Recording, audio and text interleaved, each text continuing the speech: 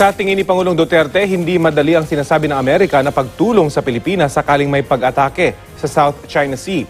Kaugnayan ng Mutual Defense Treaty ng Pilipinas at Amerika na napag-usapan ng bumisita sa bansa si U.S. Secretary of State Mike Pompeo. Balitang hatid ni Ian Cruz.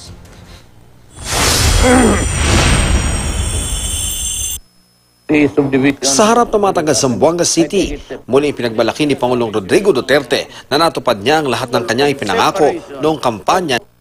Sinabi ko, pag ako ang presidente, libre ang edukasyon. It is there already, my God. Free tuition na lahat, universal. Sinabi ko, pag presidente ako, libre na ang hospital, universal healthcare. Nandyan na po. Nung nakampanya ako sa bukid kayong farmer, sinabi ko, wala ng irrigation fees. Pagka-presidente ko, day one, nagperma ako ng order. Kasama rin sa ibinida ng Pangulo ang kanyang krusada sa droga, krimen at korupsyon. Nabanggit din niya ang ukol sa Mutual Defense Treaty ng Pilipinas at Amerika na kamakailan lamang. Tiniyak ng bumisitang si U.S. Secretary of State Mike Pompeo na kung may pag-atake sa South China Sea, nakahanda ang Amerika na tumulong sa Pilipinas. Pero hindi raw madali ito. Sabi ko, okay man sinabi ni Mate sa akin.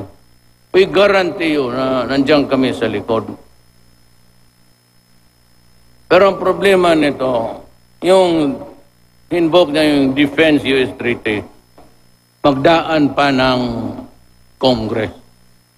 Any declaration of war will pass Congress. Alam mo naman gaano ang Congress sa Amerika. Pero paano nga raw ba mangyayari ito kung mismo ang budget ng Amerika hindi maipasa sa Kongreso na dominado ng mga kalaban sa partido ni U.S. President Donald Trump? Kita mo wala pang pera si Trump kasi may stalemate sila. Wala pa silang budget. Ako malapit maganon pero timely. Binigay nila ang budget mga congressman. Ito na ikaapat na pagsama sa kampanya ng Pangulo at pinakauna sa Mindanao. Inendorso niya ang 5 opisyal na kandidato ng PDP laban sa kanilang campaign rally sa Zamboanga City. 5 guest candidate pa ang inendorso ng Pangulo sa kanyang talumpati na inabot na ng madaling araw. O naghahingi ako sa inyo ng tulong, alam mo bakit? Marami akong gustong gawin na hindi ko magawa dahil yung pera galing sa Senado. Pero kasabay nito, inupakan naman niya ang mga kandidato ng oposisyon. Sinong ipalit mo dyan sa yung utso diretso papuntang impyerno? Totoo lang. Hindi ako na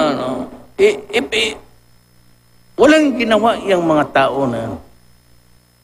Puro criticize. Sinusubukan pa ng GMA News na kunin ang panig ng mga taga-oposisyon. Ian Cruz, GMA News.